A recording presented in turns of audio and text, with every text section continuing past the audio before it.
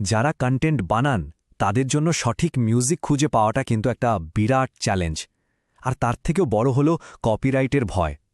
আজকের এই আলোচনাতে আমরা দেখব কিভাবে কোনো রকম আইনি ঝামেলা ছাড়াই দারুণ সব অডিও ব্যবহার করা যায়।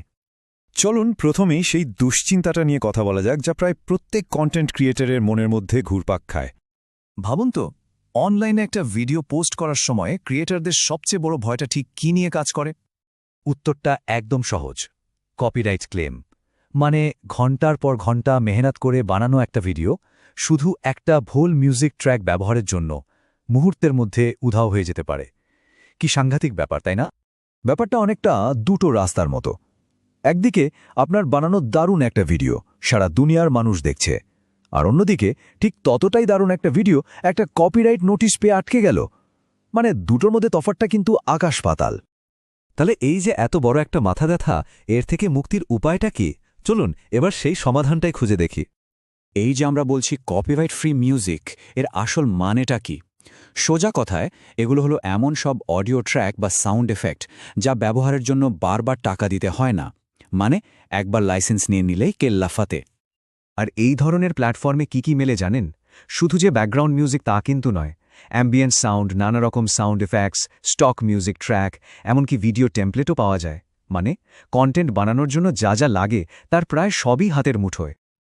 আচ্ছা, উৎস তো নহয় পাওয়া গেল, কিন্তু এগুলো ব্যবহারের নিয়মকানুনগুলো কি? মানে যা খুশি তাই কি করা যাবে?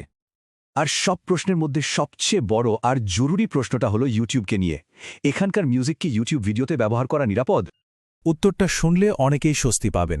উত্তরটা হলো একদম সোজাসাপটা, হ্যাঁ, যাবে। সূত্র অনুযায়ী তাদের স্টক মিউজিক ইউটিউবে ব্যবহার করায় কোনোই সমস্যা নেই। এটা নিঃসন্দেহে একটা বিশাল বড় ব্যাপার। বেশ, ইউটিউবে তো ব্যবহার করা যাবে, কিন্তু এর পরের প্রশ্নটা হলো, অরিজিনাল আর্টিস্টকে কি ক্রেডিট দিতেই হবে? এটা কি বাধ্যতামূলক? এখানেই আসল মজাটা। তারা বলছে ক্রেডিট দেয়াটা বাধ্যতামূলক না হলেও ক্রিয়েটাররা তাদের মিউজিক দিয়ে কি বানাচ্ছে সেটা দেখতে তাদের খুব ভালো লাগে। এটা আসলে শিল্পীকে একটা সম্মান জানানোর মতো, তাই না? তবে এত কিছুর পরেও সবচেয়ে জরুরি কথাটা হলো সবসময় সব ট্র্যাকের লাইসেন্সটা একবার নিজের চোখে দেখে নেওয়া উচিত। কারণ এক এক ট্র্যাকের নিয়ম এক এক রকম হতেই পারে। আরে বাবা, সাবধানের তো মার নেই। বেশ, তাহলে পুরো আলোচনাটা থেকে আমরা কি বুঝলাম? কিভাবে এবার থেকে কোনো ভয় ছাড়াই কন্টেন্ট বানানো যেতে পারে?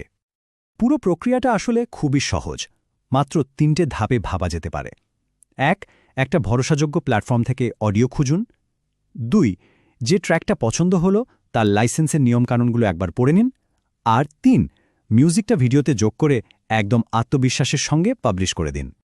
দিনের শেষে একটা জিনিস মাথায় রাখতে হবে, অডিও হল গল্প বলার শক্তিকে আরও বাড়িয়ে তোলার জন্য, আইনি জটিলতা তৈরি করার জন্য নয়। একটা ভালো সাউন্ড কিন্তু সাধারণ ভিডিওকেও অসাধারণ করে তুলতে পারে। এখন যেহেতু সাউন্ড নিয়ে চিন্তাটা মাথা থেকে নেমে গেল, তাহলে এবার ভাবার বিষয় শুধু একটাই, কোন নতুন আর অসাধারণ গল্পটা সবার সামনে তুলে ধরা যায়।